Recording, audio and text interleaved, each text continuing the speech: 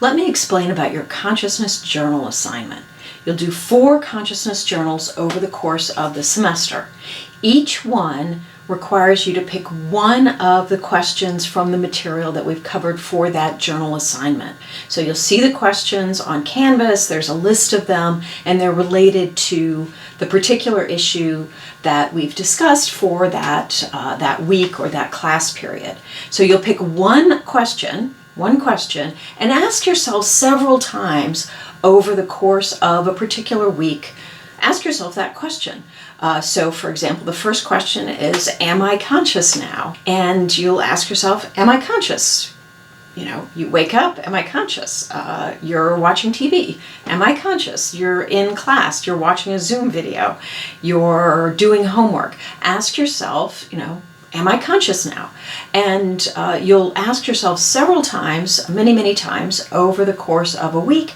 3 times you'll sit down and write about your experience of asking yourself that question, the results of asking yourself that question. So reflect on the different times that you've asked yourself the question and try to find different situations or different aspects of your conscious experience to identify in your journal exercise. So you'll ask yourself the question more than 3 times. Don't ask yourself the question just while you're writing your journal exercise, because then you'll get a very particular kind of experience. You'll just get one kind of experience and you won't get a sense of the wide variety of experiences that are or could be conscious.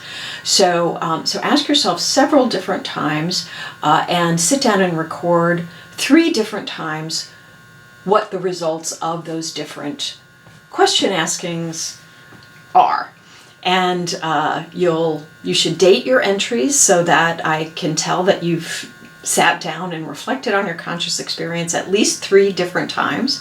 And you should look for different kinds of examples of your experience to discuss, and don't discuss just the same thing every time. You can find these instructions, look on Canvas under Consciousness Journal Number 1 questions. The general instructions are there. The subsequent journal questions will just list the questions without these instructions again. So start there by looking at the instructions. That'll repeat what I've just told you just now.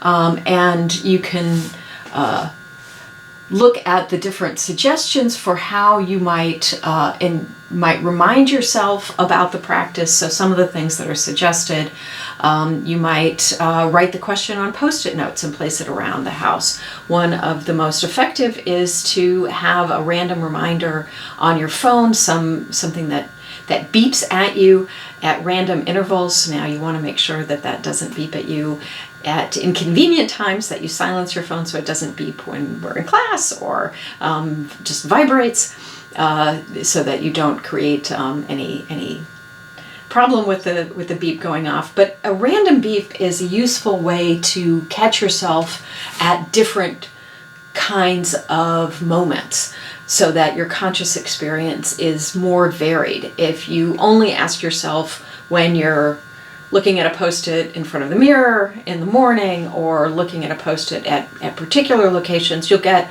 just those kinds of experiences. So a phone reminder is a good way to do it. There's a rubric for what I'm going to be looking for in these consciousness journals. That's under the place where you submit your consciousness journal. In the instructions, it says that you can either submit online, where the rubric is listed, or you can submit a hard copy. The rubric identifies the criteria for your journal assignment, meet the requirement of 3 entries from 3 different dates. So you're asking yourself just one of the questions. Don't ask yourself 3 different questions. What you want to do is compare your conscious experience over the course of time. So ask yourself one question and then record the results 3 different times and date those. That's to get the 6 minimal requirements. And then if you have more than a few sentences, you are being more descriptive of your experience, then you get an additional point. Considers different situations, is reflective, observant of similarities and differences. So you're looking at different kinds of experiences, you're reflective about those different kinds of experiences.